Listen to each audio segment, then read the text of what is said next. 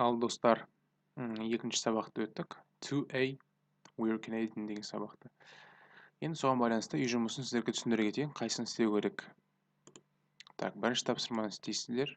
Бұл жерде алдындағы кроссвордқа ұқсайды. Мына бос жерлерді толықтырамыз.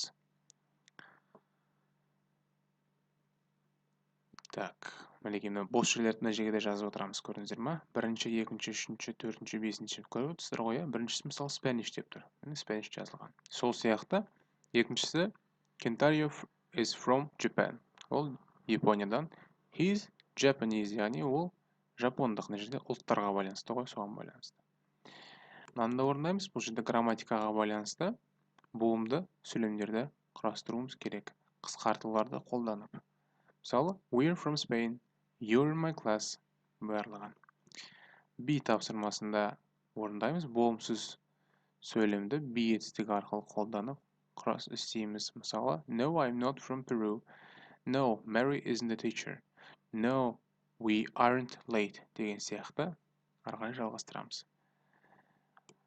Мына жерде дұрыс орнына қойып сөйлемді құрастыру, бұны да орындаймыз.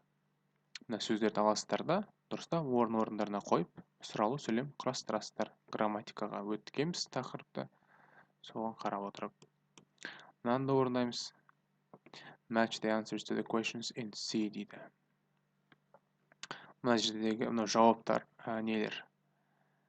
Мынау сұралу сөйлемдер ғой, соған мынау жауаптар. Соны біз сәйкестендіруіміз керек. Мысалы, yes we are дейді біріншісінде. Are we in room 8? Yes we are. Бірді жазып қойған. Екіншісі he's from Portugal. Сұрақ қандай? Where is he from?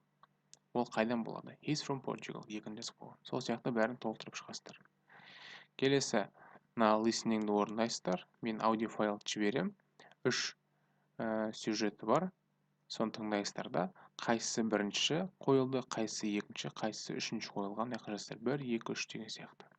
Содан кейін оны қайтадан тыңдайсыздар да, мынаған жауап бересіздер. Мына жердегі бос орындарды толықтырасыздар.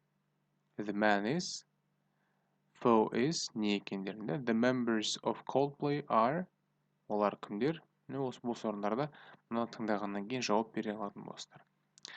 Мына әдеттегідей пайдалы сөздер мен фразалар, оларды жаттап алуымыз керек. Содан кейін сіздер білесіздер, үй жұмысына тағы да мен алдында грамматиканың астындағы жаттауларды берген, оларды да орындауларыңыз керек. Ал сәттілік, үй жұмысын орындаңыздар барлығын. Келесі сабақта кездескенше сау болыңыздар.